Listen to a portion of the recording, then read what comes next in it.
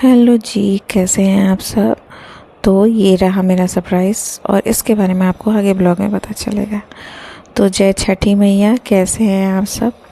छठी मैया आप सब पे अपनी कृपा बनाए रखें और ज़रूर बताइएगा कि किन किन के लोगों के घर में आज छठ महापर्व मनाया जा रहा है धूमधाम से, एकदम जैसे शादी होने होती है वैसे ही। और कौन लोग व्रत हैं, किन की मम्मी व्रत हैं, कौन लोग सिर्फ घाट पे जाएंगे दर्शन करने या सिर्फ घर परिवार वाले। मेरी मम्मी किया करती थी लेकिन उनका बीच में किसी वजह से छूट गया और उनकी तबीयत, उनकी सेहत बिल्कुल भी अब ठीक नहीं रहती है। इस वजह से 2021 में ही उन्होंने मतलब उनसे छूट गया तो अब नहीं करती हैं। पर मुझे बहुत अच्छा लगता था, लेकिन हाँ, मैं ज़्यादा कंट्रीब्यूट नहीं कर पाती थी क्योंकि मम्मी इसमें कहती थी कि इसमें कोई भी गंदगी, कोई भी जूठन या कुछ इस तरह की गलती ना हो जाए, गलती से भी कोई जूठा ना हो जाए कुछ, या कुछ गंदा ना हो जाए। सब कुछ साफ़ सुथरा काफ़ी दिन पहले से, दीपावली बीतने के जस्ट बाद से ही मम्मी क्या कहते थे, हम तैयारी में लग जाती थी और दीपावली से पहले ही साड़ी, कपड़े और फिर सारी चीज़ें जो लगने वाली हैं, खाना बनेगा या ठेकुआ जो बनता है उसमें जो भी चीज़ें लगने वाली हैं सब कुछ तैयारी कर लेती थी। तो अच्छा लगता था। मेरा ज़्यादा कंट्रीब्यूशन नहीं होता था क्योंकि बड़ी दीदी लोग, बहन लोग हैं। पर मैं जब मैं अकेली रह गई तो मैं तो नहीं जा पाती थी घाट पे लेके मम्मी को।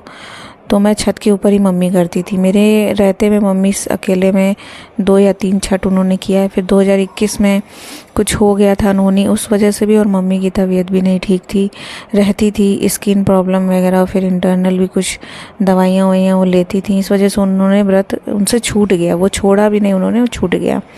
उनसे हम आज भी बोलते हैं कि तीज का और करवा चौथ का व्रत आप बैठा दीजिए, पर वो नहीं बैठाती। तो उनके शरीर में जितनी क्षमता है वो करती ज़रूर हैं। अपना खुद का काम हो, चाहे कोई भी चीज़ हो, खाना पीना, कपड़ा, आना जाना, कहीं भी वो खुद से अकेले कर लेती हैं सब कुछ। उनका कहना है और मेरे पापा का भी कहना है कि जब तक हैं तब तक हाथ पैर चलते रहना चाहिए, बिस्तर पे नहीं बैठना है और ना ही कोई काम ऐसा करना है जिससे हाथ पैर में जंग लगे कि मैं फिर किसी और के सहारे हो जाऊं। तो खैर, ये छठ में मम्मी करती थी पर अब नहीं कर पा रही हैं। और इधर मेरा खाना बन गया था, मैंने खिचड़ी और सब्जी बना लिया था।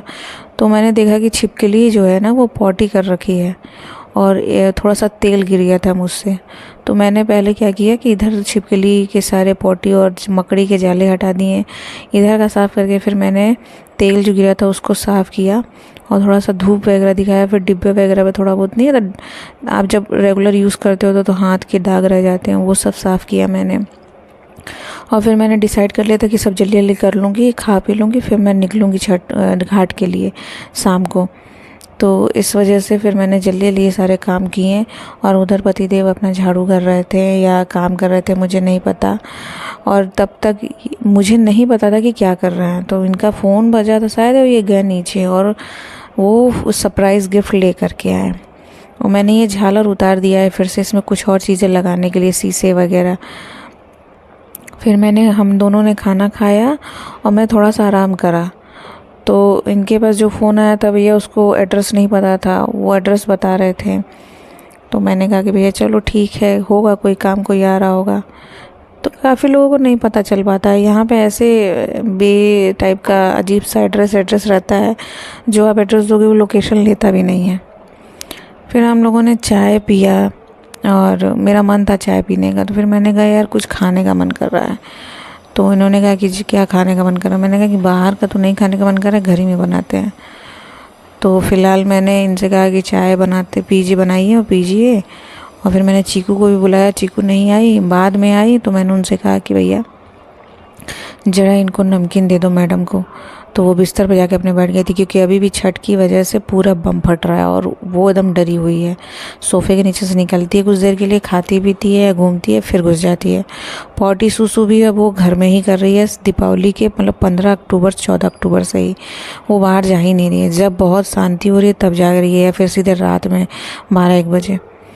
तो फ़िलहाल हमने चाय वाय पिया। फिर इन्होंने कहा कि क्या बनेगा, तो मेरा मन था तो मैंने आलू और प्याज की मस्त वाली पकौड़ी बनाई, जीरा डाल करके और हल्का सा मिर्चा डाला मैंने, बहुत अच्छा बनता है, मम्मी बनाती थी। तो मैंने बनाया और फिर मैंने खुद खाया, फिर कुछ रख दिया, फिर देखा जाएगा कि क्या करना है। फिर मैंने कुछ क्या कहते हैं ये रख दिया ताकि हम लोग ऐसे ही खाने पे भी खा लेंगे साथ में खिचड़ी के। तो बस थोड़ा सा ज़्यादा ही बना दिया था, पता नहीं क्यों, मेरा दिमाग ही ख़राब था शायद इस वजह से। खैर, इसके बाद क्या है कि ये मैटर साहब का फ़ोन बजा, ये चले गए। तो मैंने कहा कि क्या बात है, फ़ोन पे फ़ोन बजे जा रहा है, कौन है जो आ रहा है? तो इन्होंने कहा है कोई आ रहा है कोई आ रहा है। तो मैंने कहा कि भैया जाओ देखो कौन आ रहा है। फिर ये चले गए थे नीचे देखने की कौन आ रहा है कौन नहीं आ रहा है। तो शायद डिलीवरी वाला ही था, मैंने ध्यान नहीं दिया, मैं तो पकौड़ियाँ बना रही थी। और फिर मैंने उसको मतलब तलने उलने में अपना ध्यान दिया, नहीं तो मैं जल जाती। फिर जब मैं जा कर के बैठी तो मैंने देखा कि भैया फ़ोन है, और ये रहा वो फ़ोन। ये मोटोरोला एड्ज 60 फ्यूज़न करके है, और एक और है प्रो करके था, 60 प्रो करके। वो भी इन्होंने कहा कि मैं ले लूँगा अगर ये तुम्हें पसंद नहीं आएगा तो। फ़िलहाल इसके जो कॉर्नर मतलब जो ये फ्रंट का जगह है वो थोड़ा सा कर्व है, वो मुझे नहीं मतलब डिस्प्ले जो है वो मुझे नहीं पसंद आ रहा था, लेकिन फिर भी मैं देखूँगी, चलाऊँगी। और उसके बाद मैंने आपको दिखाया, फिर मैं थोड़ा बहुत चलाया, फिर फ़ोटो खींचा। फिर इसके बाद हम इस पे कवर लगाने और इस पे गार्ड लगाने निकल गए थे बाहर। और बस इतना छोटा सा ही ब्लॉग था। आप लोगों को फ़ोन की कोई रिव्यू चाहिए होगा, कुछ चाहिए होगा तो मुझे बताइएगा, मैं आपको दे दूँगी। और फ़ोन काफ़ी अच्छा था, ये कलर भी मुझे अच्छा लगा। और उसके बाद हम बाहर निकल गए। दीपावली की सारी रौनक अभी भी थी क्योंकि भैया छठ चल रहा है पूरे शहर में। और फिर हम गार्ड के लिए और कवर के लिए दुकानें ढूंढने लगे। फिर उसके बाद हम घर चले आए अपना, फिर चाय वाय पिया और फिर हम टीवी वगैरह देख कर के सोएंगे। तो बस इतना सा ही ब्लॉग था। अगर आपको पसंद आया तो ज़रूर लाइक कमेंट सब्सक्राइब करिए और अपना ढेर सारा प्यार दीजिए और मुझे सपोर्ट करिए। फिर मिलते हैं